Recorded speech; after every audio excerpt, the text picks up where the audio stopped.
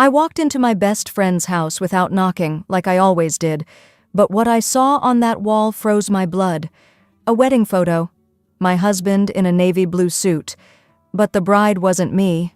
It was Katie, my best friend Katie, smiling in a white dress, holding my husband's hand. Before I tell you how I made them both pay for what they did, let me take you back to where it all began. Because this story isn't just about betrayal, it's about how the quietest person in the room can be the most dangerous. My name is Anna, and 5 years ago I got married to Derek through an arrangement our families made. I know what you're thinking. Arranged marriage? In this day and age? But sometimes tradition has its place. Our families knew each other through business circles, and when they suggested we meet, I was skeptical but curious. Derek was quiet during our first meeting, respectful, asking me about my dreams and actually listening to the answers. He didn't try to impress me with money or status. He just wanted to know me. Our wedding was simple and elegant, surrounded by family blessings and traditional rituals. I wore a cream-colored dress that my mother had worn at her wedding, and Derek couldn't stop smiling the entire ceremony. I didn't love him on day one. How could I?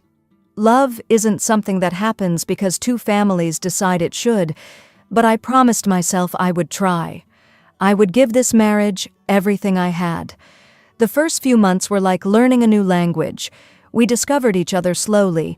Derek would make my coffee exactly how I liked it every morning, even though I never asked him to. He remembered that I hated loud noises in the morning and would turn down the TV volume before I woke up. I learned that he loved old movies, especially the ones in black and white, and that he had this habit of humming when he was happy. Small things, ordinary things, but they built something beautiful between us. I remember the exact moment I realized I loved him. I had caught a terrible flu, fever burning through me, and Derek stayed up the entire night. He sat beside the bed with a cold cloth, changing it every few minutes, holding my hand even when I was too delirious to know he was there. When my fever finally broke at dawn, he was still there, exhausted but smiling. He squeezed my hand and said, "I'm not going anywhere, Anna." That's when I knew.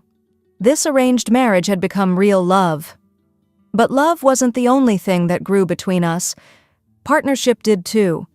Derek's family had a business in real estate and imports, and when I entered the family, it was struggling. Derek's father was getting older, and the business needed fresh energy and better management. I had a degree in business management, something I'd worked hard for, and Derek asked me if I wanted to take a look at the books. "Just take a look," he said. "No pressure." I found chaos. Beautiful, fixable chaos. The financial records were a mess. Tax savings were being missed, suppliers were overcharging, and nobody was tracking the actual profit margins. It took me 3 months to organize everything. I digitized the entire accounting system, negotiated better deals with suppliers, found legal ways to save on taxes, and implemented proper tracking for every single transaction. Within 2 years, we increased profits by 40%. Derek would always tell people, "Anna is the brain behind this empire." And he meant it. He gave me access to everything: bank accounts, passwords, legal documents, property papers, complete trust, complete access. That trust would later become the sharpest weapon I ever wielded. But not everyone was happy about my role in the family business. Derek's stepmother, Beatrice, had married Derek's father 10 years before I came into the picture. Before I arrived, Beatrice controlled the family finances, and I discovered why she wanted that control so badly. She was stealing. Fake invoices, inflated expenses, money quietly transferred to hidden accounts. It was clever, and it might have continued forever if I hadn't taken over the books. I found the discrepancies within the first month. I didn't make a scene. I didn't accuse her publicly. I simply, very politely, asked her about certain transactions during a family meeting. The color drained from her face. She fumbled with explanations that didn't add up. I smiled and said I would handle the accounts going forward. From that day, Beatrice couldn't steal another penny, and from that day, she hated me. She started her campaign slowly. At family dinners, she would make comments, Derek's father really forced this marriage on you, didn't he? She'd say with fake sympathy. To relatives, she would whisper, Anna trapped Derek for his money. You know how these ambitious girls are. To Derek himself, she would plant seeds of doubt. She's controlling you, Beta. Can't you see? She's taken over your business. You're not even the man of your own house anymore. Her favorite line, the one she repeated like a mantra, was, Your father tied Anna around your neck like a burden. She said it so often that I could see it starting to work on Derek. The poison was spreading slowly, but it was spreading. But through all of this, I had Katie, my best friend since high school. 12 years of friendship that felt like sisterhood. Katie was there when my father died during my college years. She held me while I cried for weeks. She was there during my wedding preparations, helping me pick flowers and laughing with me about cold feet. We had weekly coffee dates, late-night phone calls about everything and nothing. I trusted her with my life. I told her everything. The problems with Beatrice, the stress of managing the business, even my passwords and account details because she sometimes helped me with paperwork when I was overwhelmed. Looking back now, I can see how perfectly she played her role, how thoroughly I was fooled. The change in Derek started about 6 months ago. He began coming home late, always with an excuse about business meetings that lasted past midnight. He started taking phone calls in another room, closing the door, speaking in low voices. The affection between us cooled. He stopped asking about my day. He forgot our anniversary for the first time in 5 years. When I tried to talk to him about it, asking if everything was okay, he would snap at me. You're overthinking everything, Anna. I'm just stressed with work. But the stress didn't explain the new cologne. It didn't explain why he suddenly cared about going to the gym 5 times a week. It didn't explain the smile on his face when his phone buzzed with messages he wouldn't let me see. The fight started small and grew. Small disagreements became big arguments. Derek's anger seemed to come from nowhere. Why do you question everything? He would yell. Why can't you just trust me? Then he would walk out, sometimes not coming home until the next morning. Meanwhile, Beatrice became sweeter to Derek. I would see them having long conversations, her hand on his arm, whispering things I couldn't hear. Once, I saw her and Katie at a cafe together. When I asked Beatrice about it later, she smiled and said, "Just discussing family matters, dear." I felt uneasy, but I pushed the feeling away. I was being paranoid, wasn't I? Katie started accidentally running into Derek at the coffee shop near his office, at the gym where he worked out. "What a coincidence," she would text me afterward. "Ran into Derek today. He seems really stressed. Maybe I should talk to him, help him relax?" I actually encouraged it. I thought my best friend could help my husband through whatever he was going through. I even suggested they meet for coffee to talk. I noticed Katie started dressing differently. More makeup, more fitted clothes, her hair always perfectly styled. When I mentioned it, she laughed and said she wanted to look good for a new job she was applying for. I believed her. Why wouldn't I? She was my best friend. 2 months ago, Katie moved to a new apartment. She was so excited about it, sending me photos of the empty rooms, asking my opinion on paint colors and furniture. She gave me a spare key and said, "Come visit any time. Don't even knock, just walk in like it's your home too." I never found the time to visit. Between managing the business and trying to fix my crumbling marriage, I was exhausted. Until that Saturday afternoon. Derek had left that morning saying he had business work to catch up on. The house felt too empty, too quiet. I was lonely and missing my best friend. On impulse, I stopped by our favorite Italian restaurant and ordered Katie's favorite pasta. I would surprise her with lunch. It would be like old times. I drove to her new apartment building, parking in a visitor spot. The building was nice, modern, clearly expensive. I was happy for her. Katie had worked hard for her career. I took the elevator up, holding the warm pasta container, imagining her surprised face. I used the spare key she'd given me and pushed open the door. "Katie, I brought lunch," I called out. Silence. The apartment smelled like fresh flowers. Everything was beautifully decorated, much nicer than I expected. Katie always had good taste, but this was different. This looked like a home, not just an apartment. I walked into the living room, and that's when time stopped. On the main wall, in a beautiful gold frame, hung a large wedding photo. A beach wedding at sunset, the sky painted in orange and pink. The groom stood tall in a navy blue suit, his hair styled perfectly, his smile wide and genuine. The bride wore a flowing white dress, holding a bouquet of purple flowers, her face radiant with joy. The groom was Derek, my husband Derek. The bride was Katie, my best friend Katie. My legs couldn't hold me anymore. I stumbled backward, grabbing the wall for support. The pasta container fell from my hands, hitting the floor, red sauce spreading across the white tiles like blood. But I couldn't look away from that photo. I studied every detail, hoping I was wrong, praying I was somehow mistaken. But I wasn't wrong. That was Derek's new haircut, the one he got 3 weeks ago. That was the suit I'd never seen before, the one he must have bought without telling me. That was Katie's smile, the same smile she'd given me 1,000 times, now directed at my husband on their wedding day. I walked through the apartment like a zombie. On the side table, more photos. Derek and Katie at a restaurant holding hands across the table. On the bookshelf, Derek and Katie at a park, his arm around her waist. I walked to the bedroom, my heart already knowing what I would find. Derek's clothes hanging in the closet next to Katie's dresses. His watch on the nightstand, his cologne on the dresser, the same cologne I'd smelled on him for months, the one I thought was a new purchase for himself. He was living here. With her. My husband was living with my best friend. I heard the door open. Katie's voice called out, "Anna, is that you?" I walked out of the bedroom slowly. Katie stood in the entryway, holding grocery bags, her face pale as death. She saw the spilled pasta on the floor. She saw my tears. She saw me staring at the wedding photo. "Anna, I can explain," she started, her voice shaking.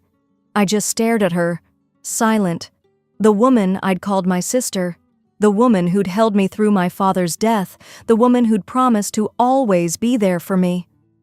"It's not what you think," she tried again, setting down the grocery bags with trembling hands. "You married my husband," I said. My voice sounded strange to my own ears, flat, empty. "Anna, please sit down. Let me explain." "How long?" "What?" "How long, Katie?" I screamed, and it felt like something broke inside my chest. She flinched, tears streaming down her face now. "6 months," she whispered. "The affair started 8 months ago. We got married 3 weeks ago." 3 weeks. While I was working late on the business quarterly reports, my husband was marrying my best friend. "I didn't plan this," Katie sobbed. "It just happened. He was unhappy, Anna. He came to me and I tried to stay away. I really did, but we fell in love. You were always so busy with the business. Always working, always managing everything. Derek felt like he had no power in his own life. He needed someone who saw him as a man, not just a business partner. I gave him what you couldn't. I gave him freedom." Her words poured out, justifications wrapped in accusations.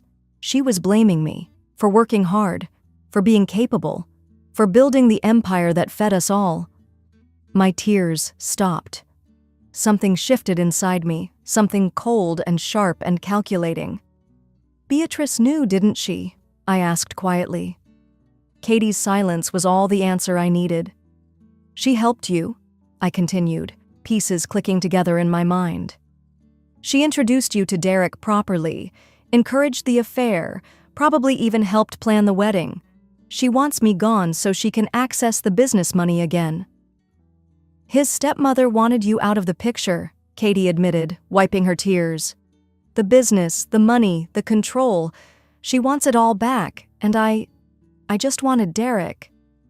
"And you thought you could have him," I said softly. "You thought you could take everything that was mine." "I love him, Anna. I really, truly love him." I laughed. It was a cold, bitter sound that didn't sound like me at all.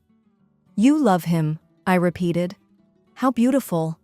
I picked up my purse. I need to go. Anna, wait. We need to talk about this. But I was already walking out the door. Behind me, I could hear Katie crying, calling my name, but her voice faded as I walked down the hallway. I took the elevator down, got in my car, and drove home. I didn't cry. I didn't scream. I didn't call anyone. I just thought. And as I drove through the city streets, a plan began forming in my mind. A beautiful, perfect plan.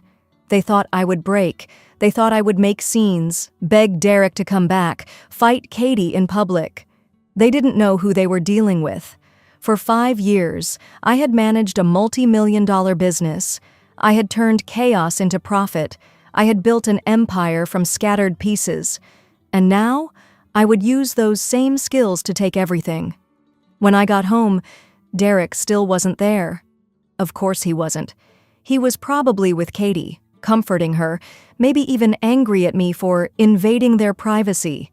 I sat at my desk and opened my laptop. I made a list.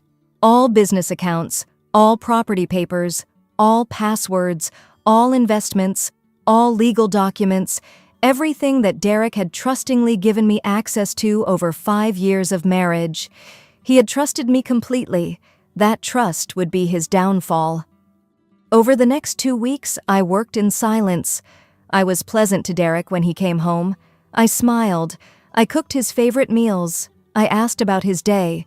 He was confused by my calmness, but also relieved.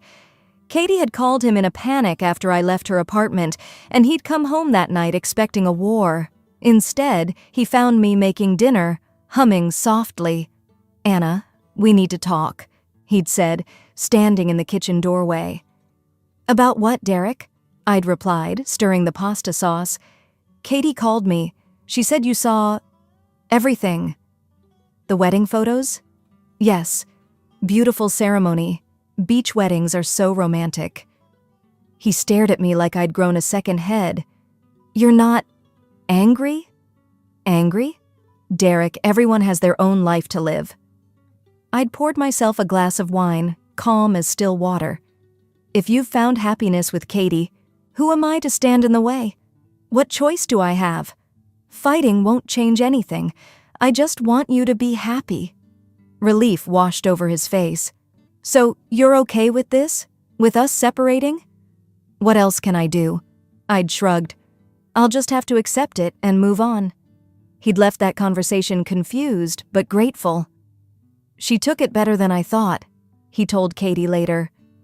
I know because Katie texted me, trying to apologize again, saying she was glad I was being mature about this. Mature. They thought I was being mature. While they celebrated their victory, I worked. I transferred business accounts, moving money systematically from joint accounts to accounts solely in my name. I changed property papers. Derek had given me power of attorney years ago for ease of business transactions. Now, that power of attorney transferred everything to my name. I worked with my personal lawyer, someone Derek didn't know about, ensuring every step was completely legal. "Can you sign these tax documents?" I'd ask Derek casually, and he'd sign without reading. He trusted me. After all, I'd managed everything perfectly for 5 years. Why would he doubt me now? I transferred the main business account. Fixed deposits were broken and moved. Stocks and shares were sold or had their ownership transferred. The house was already in my name, a wedding gift from my family. Derek's accounts, once holding over $2 million, now held a little over $3,000. My accounts held everything. I hired a private investigator. Within a week, I had photos of Derek and Katie together. Hotel records, restaurant bills, text messages the investigator retrieved through legal channels, proof of their affair, their secret marriage, everything documented with dates and times. And then I dug into Beatrice.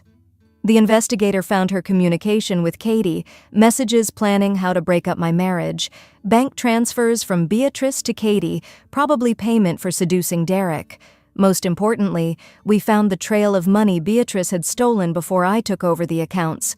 Hundreds of thousands of dollars filtered through fake companies and hidden accounts. I built a file called The Truth About Derek, Katie, and Beatrice. It was comprehensive, damning, and completely legal. On a Monday morning, I filed for divorce, citing adultery and fraud.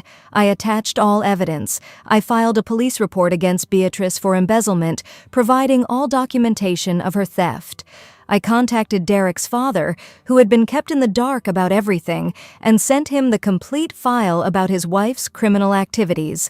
I contacted all business partners and informed them of the ownership change, providing legal documents showing I was now the sole owner. Then I changed every password, every single one. Business accounts, email, cloud storage, everything.